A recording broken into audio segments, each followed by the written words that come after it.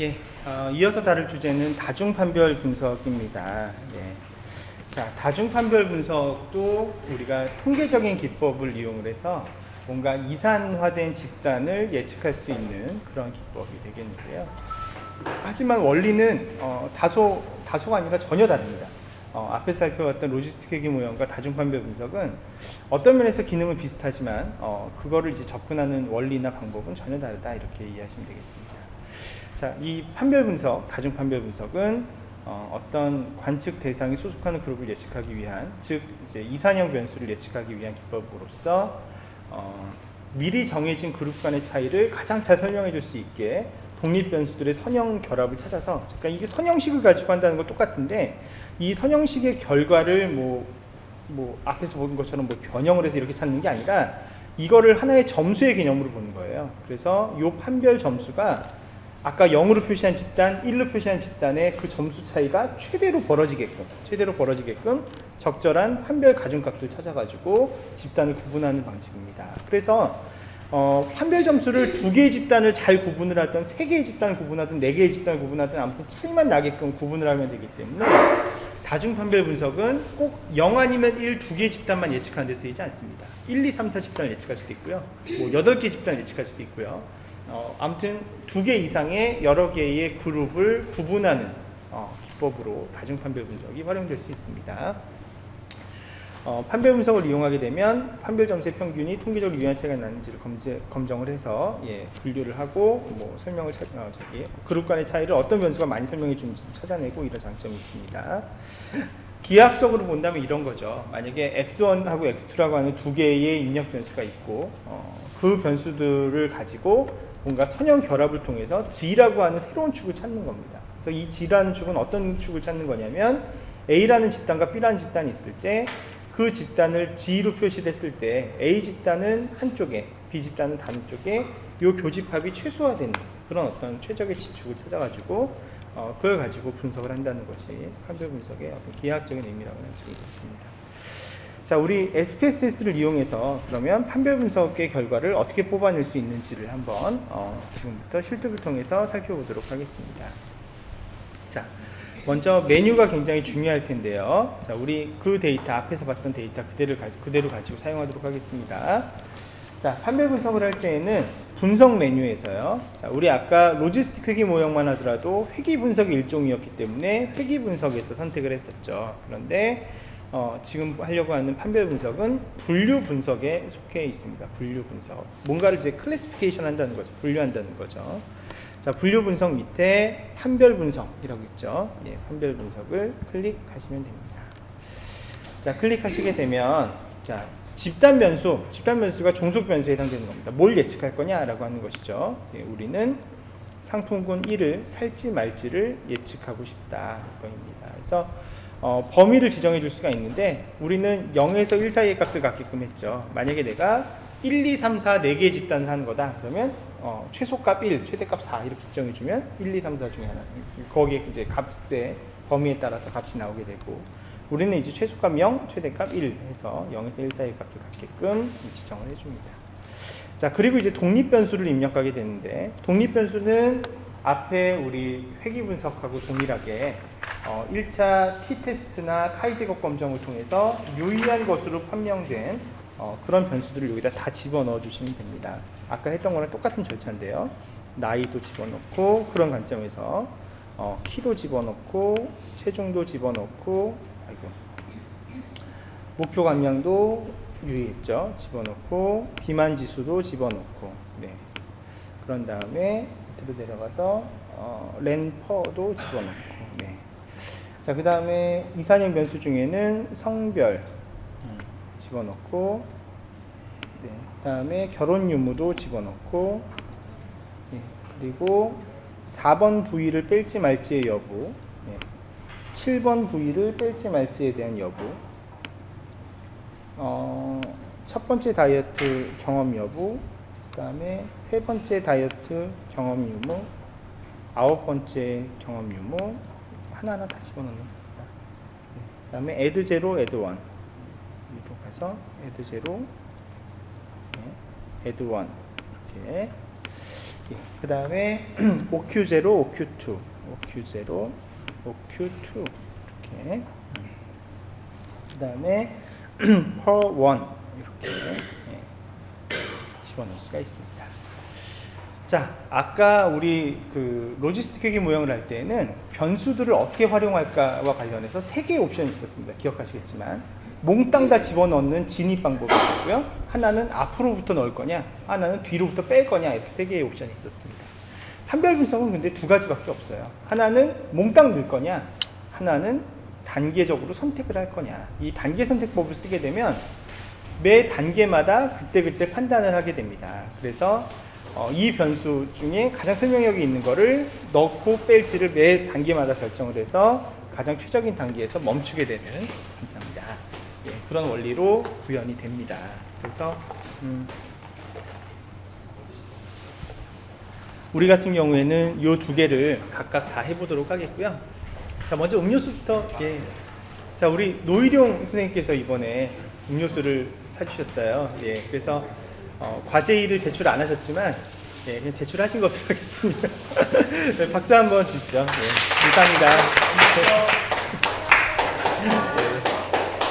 네. 근데 아마 저기 첫 번째 과제도 하셔야 될 거예요. 그러면 두 번째 과제를 하려면 첫 번째 과제를 해야 되기 때문에 네, 다 연결되어 있죠. 네.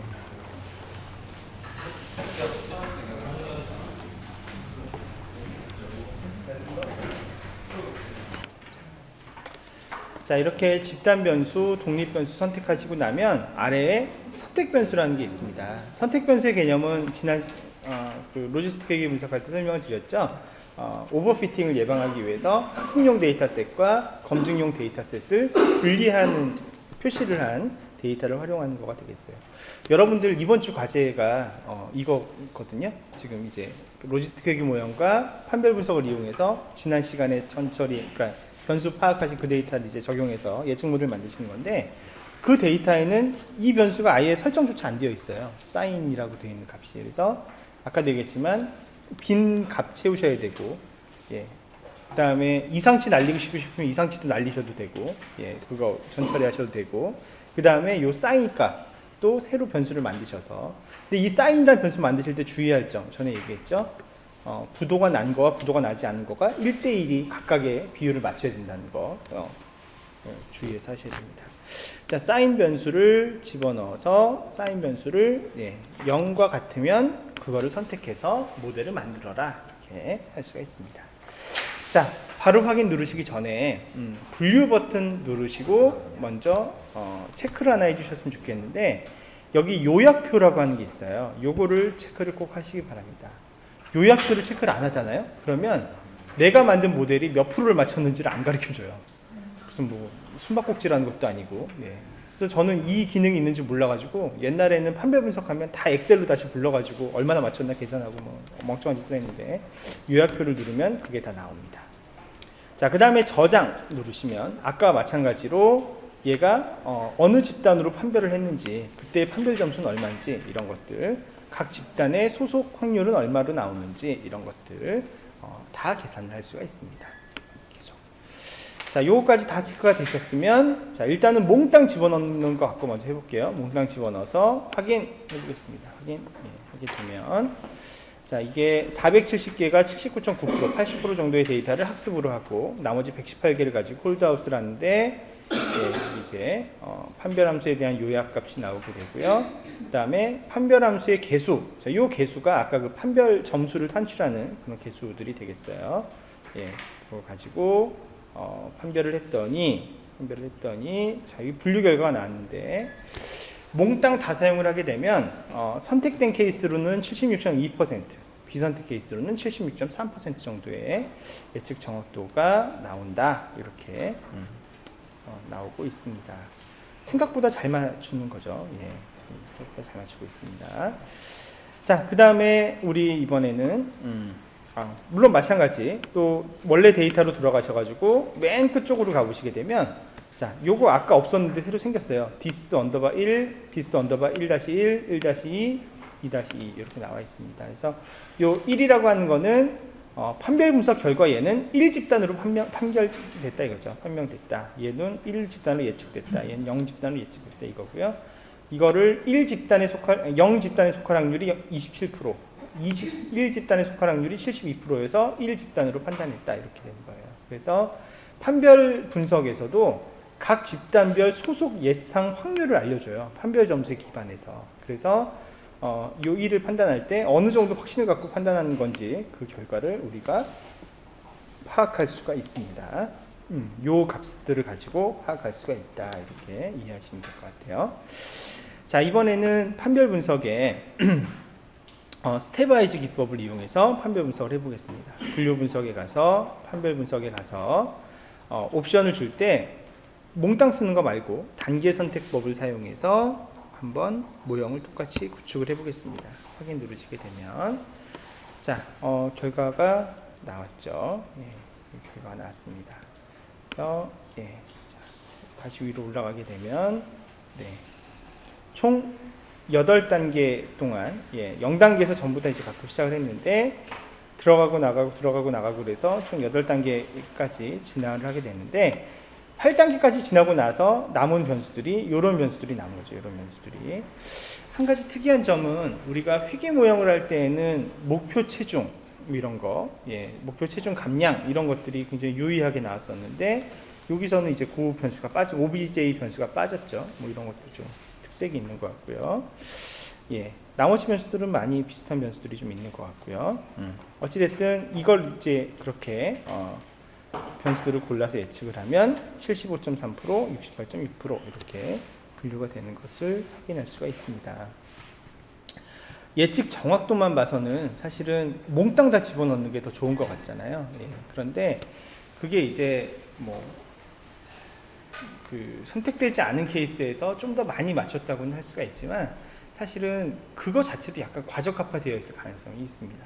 지금 사실 우리가 정상적으로라고 하면 선택된 케이스보다는 비선택 집단을 조금 덜 맞추는 것이 사실 맞는 거가 정확하거든요. 왜냐하면 이 데이터를 가지고 모델을 만들었는데 이 데이터를 갖고 만든 모델이 이 데이터에서 사실은 조금 덜 맞추는 것이 물론 이제 역전이 되는 경우도 간혹 있기는 하지만 안정적으로 봐서는 지금 이 선택된 모델이 더 정확하다고 할 수가 있겠고 그리고 여기 나와 있는 마지막 이 결과값들을 보게 되면 또 이제 이 결과값들을 기초로 해서 각 집단의 소속 확률 이런 것들을 가지고 얼마나 정확하게 예측하는지 이런 것들을 평가할 수가 있다 이렇게 말씀드릴 수가 있습니다.